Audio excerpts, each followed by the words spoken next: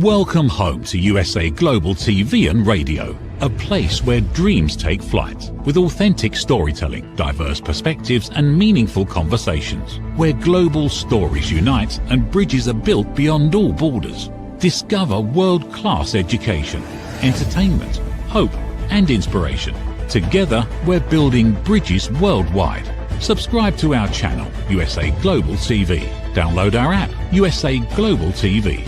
Be our guest or join our team. Visit usaglobaltv.com. Thanks to our founder and executive producer, Dr. Jacalyn KERBECK. Music score by Yeffy Tang from Cloud Road Music. Voiceover artist Mike Porter. Creative direction by Paul Garcia. USA Global TV and Radio, your home for global connection. All rights reserved. This video and its contents are the exclusive property of USA Global TV and Radio. Unauthorized use, duplication or redistribution in any form is strictly prohibited. Hello, this is A Woman's Prerogative. When will we let history be a lesson again? When will we learn finally from what we did in our past mistakes? This is the question that we will ask ourselves today. When will this stop? What is the end of what is going on in every generation when we think we are so right? This is the subject for A Woman's Prerogative. I introduce myself, Reverend Lydia Fougères, and I will ask you to subscribe to our channel, USA Global TV and Radio, and to Dr. Jacalyn KERBECK's channel also, who is owner of this station. She is the co-host on this show, so I will introduce her right now. She is right there waiting for us to meet her. So, Dr. KERBECK, it is a pleasure to have you. Thank you so much. I'm really interested in this topic because in all of our lives, if we were to look, I'm sure there's some place where something happened to us and there was a learning, but we missed the learning, we misinterpreted the learning, and we did the same thing over again. Oh yes. I know for a fact that my love life has been, and it's been lesson after lesson after lesson, and I repeated the same mistakes. I finally learned, but that isn't what happened. I had to learn from my mistakes. And my father, who was a wise man, had told me I would make those mistakes. What happened to you? Did you make those mistakes even if you were told not to do them? Yes, I think sometimes we do things specifically because we're told not to do them, and then we decide to forage out on our own to prove that we can do it. But no, I've made many mistakes in my life that repeated themselves over and over. And I'm really wondering if the pandemic was sort of a clearinghouse in many ways. Obviously, many people lost their lives and their businesses, and so there were many tragic things. I think that there were some positives, which we all had to reevaluate how we were living our lives and the choices that we made, because we were all at home and all we had was time to think about what were we doing and how were we living. So I do feel for many of us that that was sort of a breakthrough period when we looked at what were some of the decisions that we made and how could we avoid making them again by making better mistakes. Oh my God, better decisions instead of more mistakes. I made many mistakes also. And during the pandemic, I was alone. So it was something like a year and a half when we had to live on our own. I was alone, and I know that it was beneficial for me, very beneficial for me. I did not go out, and it was tragic, as you said, very tragic. But it was beneficial for me. I learned I had the time to make a point on my life, and it was a good thing. I do think the pandemic, as you said, was a good time, even if it was extremely tragic.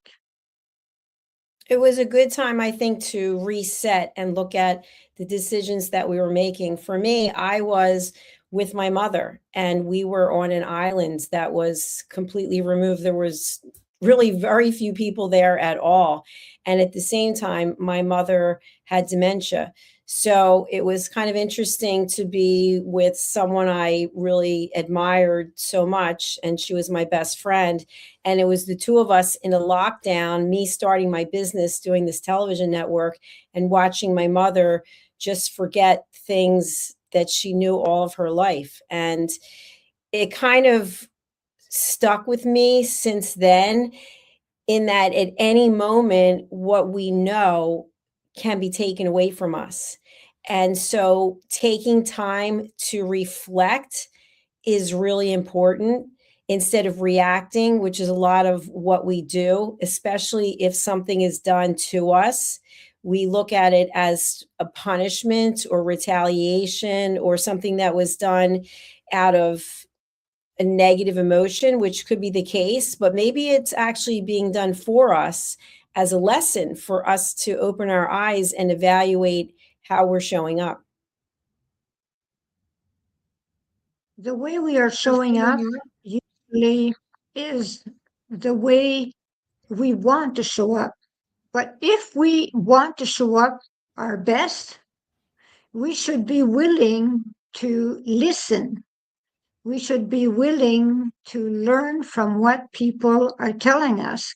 We should be happy if someone has some kind of critic towards us. We do not want them to do it from anger. We want them to do it from a place of love. If we want to better ourselves, we have to be open to having critics, and that is the way we grow. I know I grow that way, and I am a person that takes critic very well, but it is not everyone that does so. And I learned from history when someone actually has done something, I usually do not try to pull a stunt like them if they failed. What do you think of that? I think that we are each on our own journey. And I think there is something to recognize about what we might think success is and what we think failure is. And again, it could all be opportunities for us to learn. And I think you and I being here together today on this show, we've been doing this show for a while now. We're learning about each other. We're also learning about the topics. We're learning about human behavior. And we're here in a capacity to help others to share. And so, for anyone who's watching today, maybe you've made some mistakes. Maybe if you look at your behavior and someone says, oh, she always does that. That's just the way she is. She doesn't listen to anyone. He doesn't listen to anyone. They just go ahead and do whatever it is. We can learn from those decisions. And instead of beating ourselves up, we can say, okay, I'm going to raise my hand. I did make those decisions. I am responsible and accountable for them. And here's what I learned.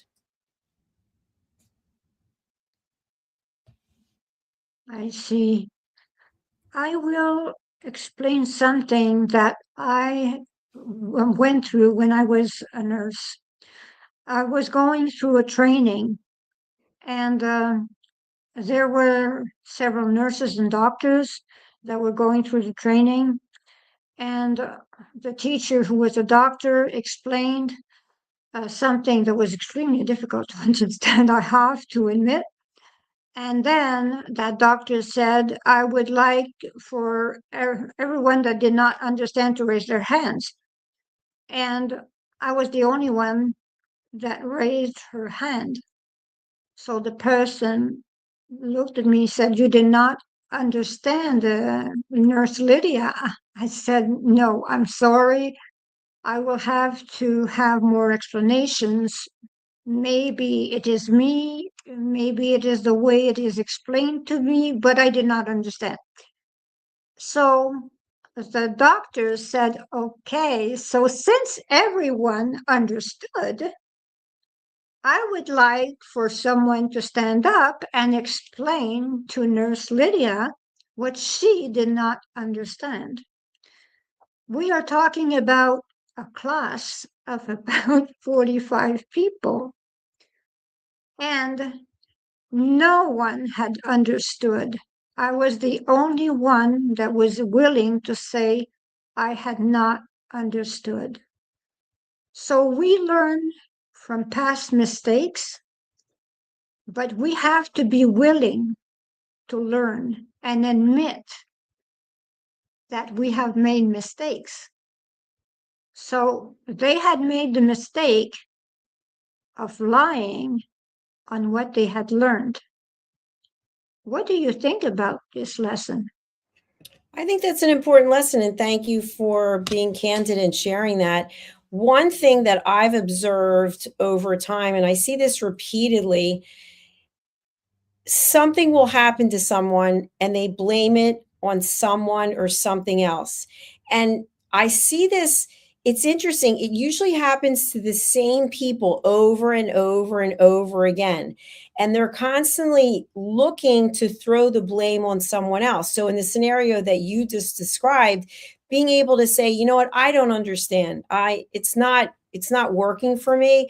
But people don't want to say that because they're afraid they're going to be perceived in a certain way, which is their own insecurity. And it's also when things don't go right for us, instead of raising our hand and saying, you know what, I thought I was prepared. I thought I had anticipated all potential outcomes, but I didn't think of this. I need some help. That's much different statement than, oh, the reason why this didn't work out is because of him, because of her, because nobody's going to help me. And coming from a victim mindset instead of a mature mindset saying, you know what, I didn't anticipate this and I really could use some help.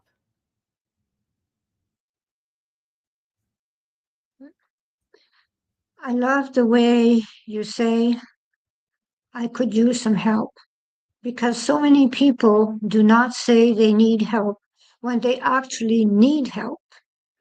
They try to do it and make a mistake by trying to do it so much. So when someone needs help and they do not ask, they are in a place of ego. They do not have the humility to actually say, "I need help." It takes a lot of humility to admit that we need help. We have to step over our ego. We have to admit that we do not know how to do it. We do not understand the subject or whatever is the matter. We have to walk over ourselves and admit that we need someone else.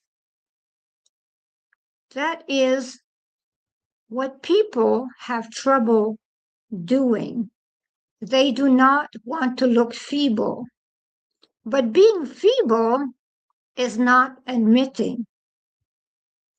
Do you think that is right? I think it's a matter of perspective. I think there is an innate instinct in us that we don't want to be perceived as fools, foolish. Why doesn't she know that? Why doesn't he know that? It's kind of the same premise when someone says, I have a dumb question to ask. Well, no question's dumb, but if you don't ask, then you know the outcome because you're not going to bother to take the time. So I think speaking up and saying we don't understand something or I need help or this is unclear, I think as long as it is done in a respectful manner as opposed to an accusatory manner. Well, this is all your fault that I don't understand this. You didn't teach this very well. You don't know what you're talking about. That's very different than, I don't understand what you just shared. Could you explain it in a different way? In fact, I've had someone say that to me when I was teaching a class.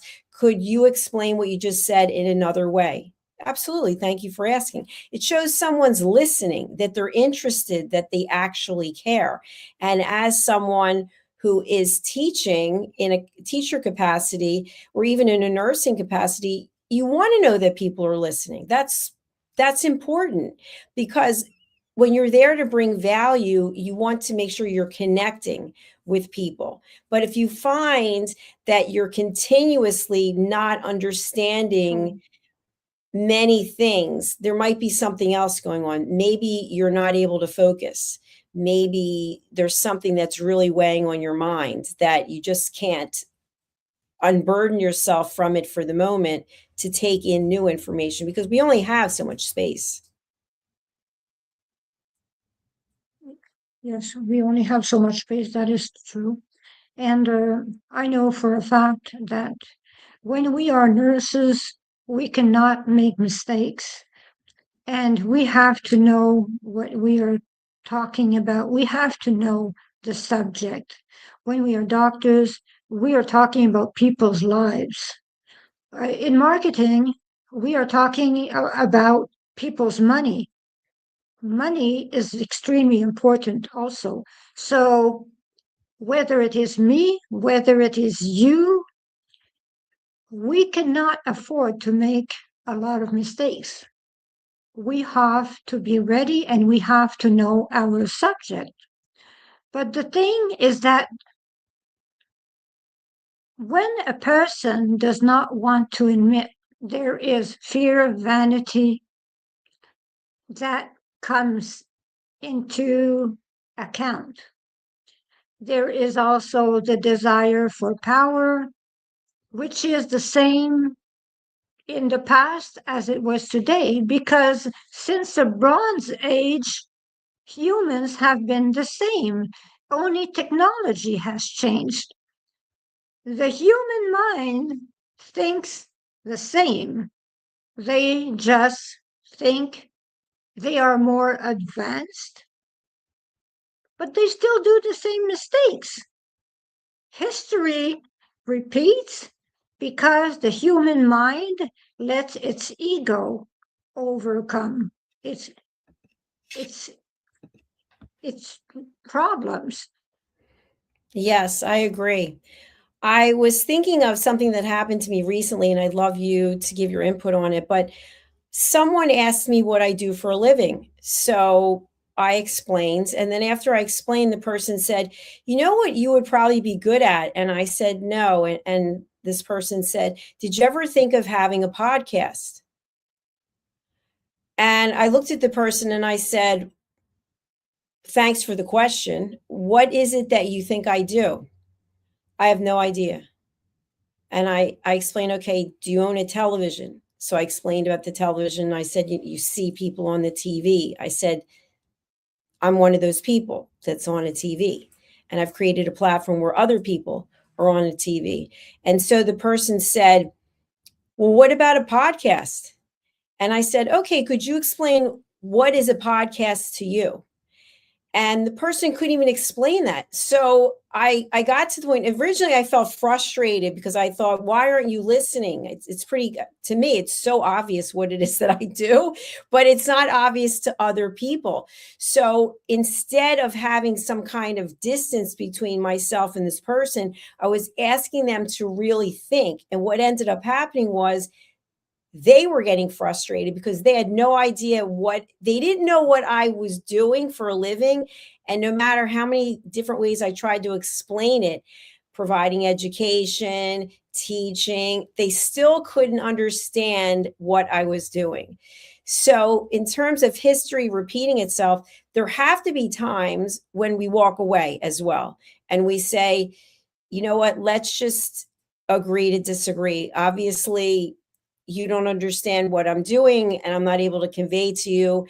but I don't want you to be upset about it. Let's not even give it another thought. And because otherwise people can be resentful and angry and say, you just don't care. You're just not listening. And this happens a lot in relationships because we can't be inside the mind of someone else to understand what people comprehend and what they don't, especially when we come from other cultures. And recently I had a conversation with someone, and I think this really ties into what we're talking about today.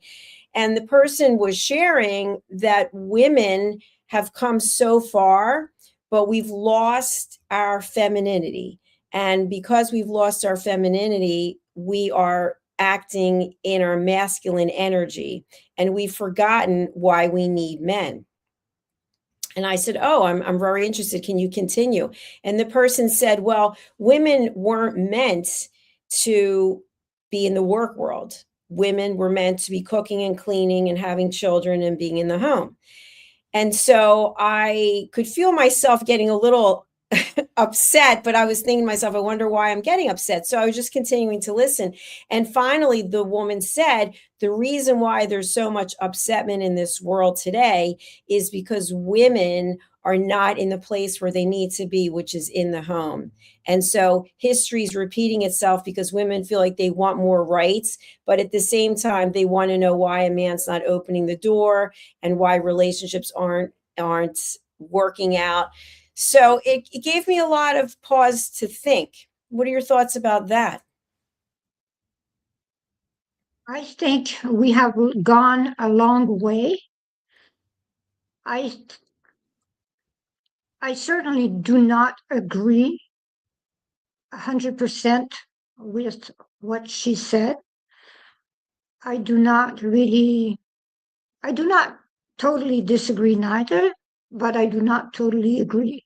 The thing for me is that we do not belong in our homes. We are allowed to be part of the workforce. We are intelligent beings.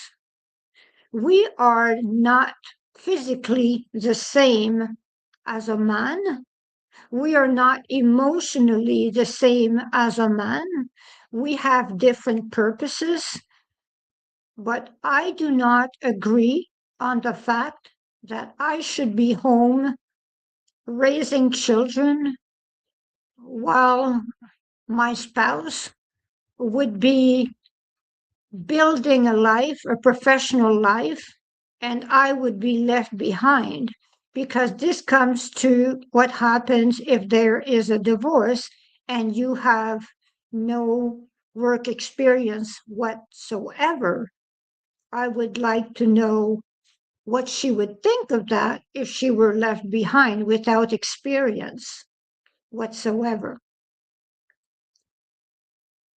I think it's something interesting to ponder because I really didn't agree with it at all. She was almost making a statement about the fact that I'm working all the time. You just asked me what I did this weekend, and I'm usually working, but it's by choice. No one says I have to do this. I have my own business, and I always want to take it to another level. And it's just like with my education. I'm in the Wharton School for the Chief Strategy Officer. Did I have to sign up for that? No, I applied, and I love it. It's a year long. So I'm doing what I love to do. But that doesn't mean it's for everyone. But I also think when we're looking back on history, do we as women want to go back to where we used to be, where we're fighting for the right to vote and we're fighting for equal wages and equal rights? I don't think so. So to me, I'm not going to be raising my hand and signing up to give away my autonomy so that I can have a partner. I think it has to be two people who are happy with who they are and they come together 100% each, as opposed to 50 and 50, because then you have half a person with half a person. So to change who we are just so we can have a partner, to me, that seems like we're looking backwards, but that's just my opinion. Your opinion is extremely good, because the thing is, I did not change to have a partner. I was 15 years alone. I did not change to have a partner. My partner took me the way I am, did not try to change me. I did not try to change him. I am an author. I do shows that act. They are on television, and I do several things. I am a mother also and a grandmother. So I have several roles, and I fit into all of my roles. And no one would be able to convince me to abandon my roles. That I have a time for each role, and I would not change myself for a man. And if I had met a man that would have asked me to change something, it would have been a no, no. Why would have been unhappy to make someone else happy? That is the way I think. I want to be happy. I'm allowed.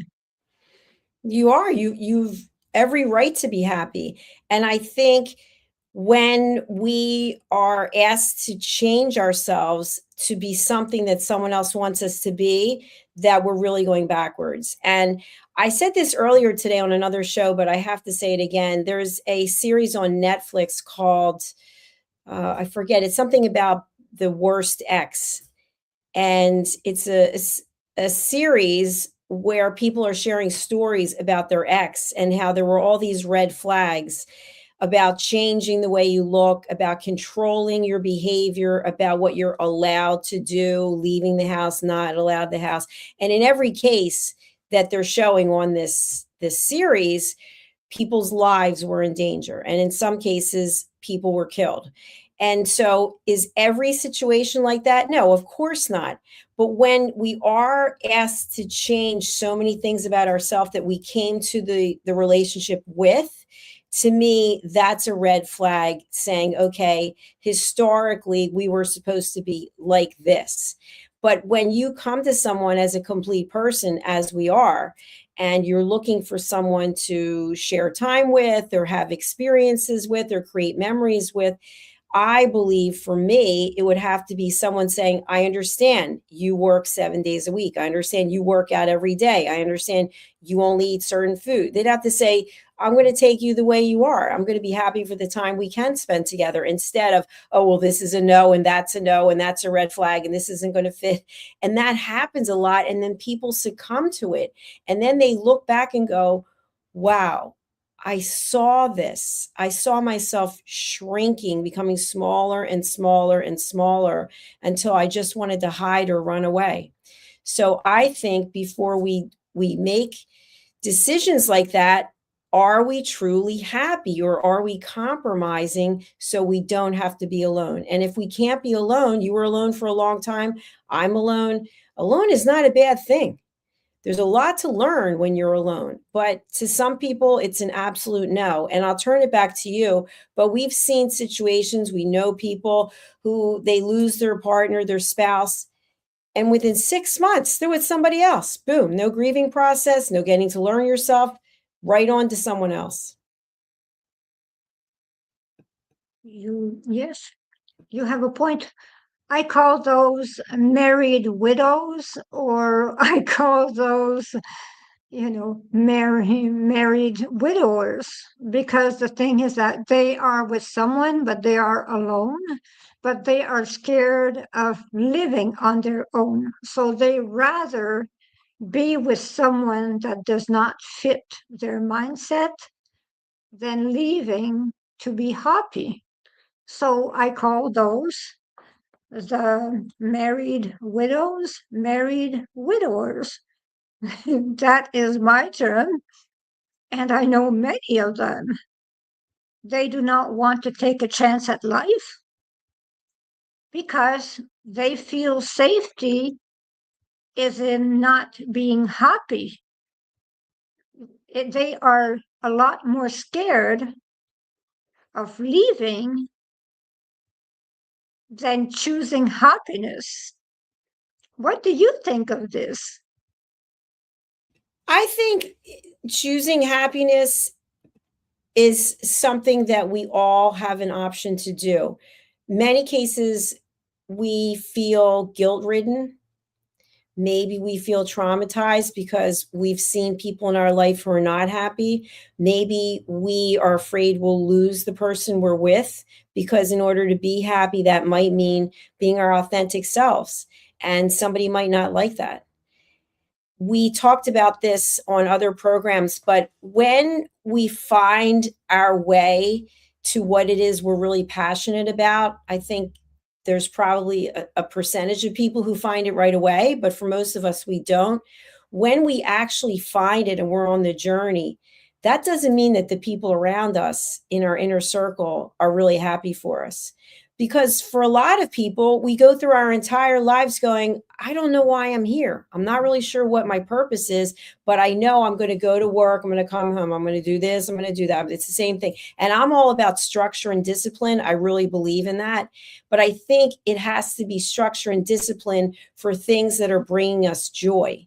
Because if we're not enjoying it, then that frustration and disappointment is going to be unexpressed and it's going to show up in some way or another. In disease. That's what I was thinking. That's what I was thinking. And as an example, I have ulcerative colitis for 35 years, and I shared before I was raped, and I was basically told it was my fault because I shouldn't have gone where I went. And it doesn't matter because it was so long ago, but I kept it inside. And all the time I thought, you know what? I shouldn't have gone there. I should have known better. But the man was much older than I was. And to this day and time, I really believe that that's why I got ulcerative colitis, is because I suppressed all of those feelings. And I wouldn't want that to happen to someone else. I'm not sorry that I have it because it's been quite a journey, the things that I've been able to do in my life and the experiences, the speaking engagements. But I feel like when we are not being true to ourselves and actually looking at the situation and just saying, oh, that's the way it's always been. My mother did that and my grandmother did that. And so it's okay. I'm just going to keep doing the way that it's been done. But it doesn't bring us joy. Yes. But saying that it does not matter because it was a long time ago is serious, because it always does matter. Whatever the time frame is, it happened to me, it happened to you, but no matter the time frame, it still happened. We learned from it. We felt guilty at some point. We are not guilty, but at some point we made ourselves sick by feeling so guilty of convincing ourselves that we took a bad decision. I was told that my brother was waiting for me. That is why I went to the place that I went, and it happened to me. No matter the reason it happened, no matter the time, it is still serious, and it is not your fault, and it is not my fault. So history does repeat itself, but the problem is that history repeats itself in the fact that women always feel the guilt when they are assaulted. What do you think of that? I think, first of all, to the point that you just were making, when I said it was so long ago, whatever the comment was, I think I just meant in reference to the TV show, because we only have so much time to talk about it. And I have dealt with it. I went to therapy. I've written books about it. And I hope that anyone out there who's going through something, that you do find a way to express yourself in a healthy way, talk to someone, get some counseling. Writing a book is always cathartic. I've interviewed enough people who've written books about really serious things. And I think at the same time, I don't believe that any of us are going to get out of this thing we call life without having to deal with obstacles and situations that are unpleasant and that are life-changing. And we can ask all day, well, why did this happen? Well, why did that happen? A lot of times things happen because we were where we were. We physically were somewhere and were exposed to a person or a situation. And had we not been there, if you think about how many stories you'll hear about people who were supposed to take a flight, and that was the flight that was doomed, or 9/11, they were supposed to be there. I mean, you hear these stories all the time, and for whatever reason, people didn't go there.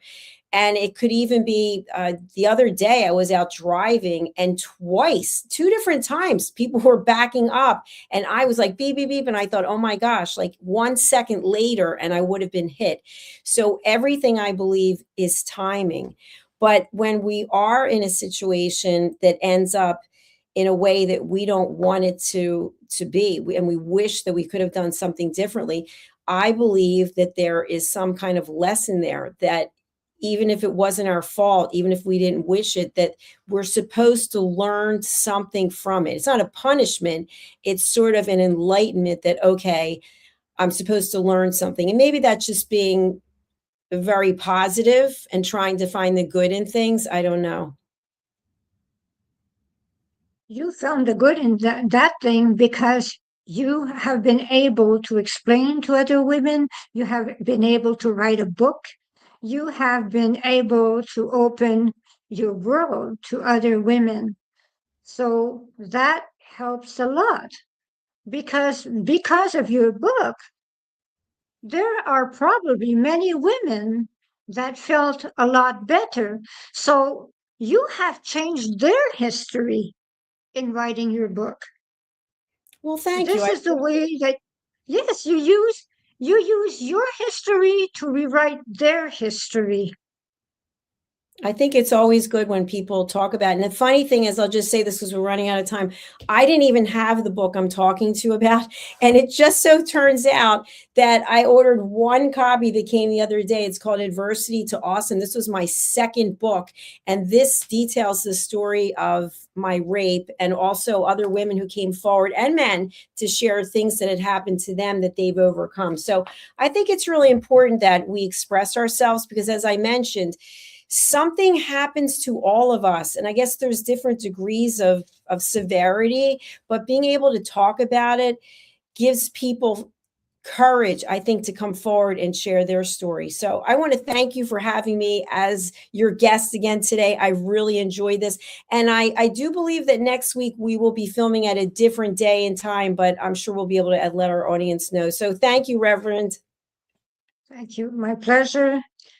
So I invite you to subscribe to our YouTube channel, USA Global TV and Radio, and to Dr. Jacalyn KERBECK's channel, and to buy our books. So thank you, and see you next week at a different day. Namaste. How much of your value have you been giving away? Saying yes when the answer should have been no? Lowering your price to secure the opportunity? Giving more while receiving less? Over time, it adds up. Until one moment brings clarity, you've been giving away your value. This is not about working harder. This is not about doing more. It's about boundaries. It's about pricing. It's about respect. From Dr. Jacalyn KERBECK comes a direct and necessary message. Stop over-delivering. Stop underpricing your expertise. Stop negotiating against yourself. Because when you recognize your value, everything changes. Stop giving away your value. Boundaries, pricing, and the business of respect. Available now wherever fine books are sold and on Amazon. A film by USA Global TV and Radio. Executive producer Dr. Jacalyn KERBECK. Videographer and cinematic production Paul Garcia. Voiceover by Ed Vargas. Stop giving it away. Start owning it. USA Global TV and Radio proudly presents Tracy Cram Perkins, a dementia caregiving survivor teaching how to balance care with peace of mind.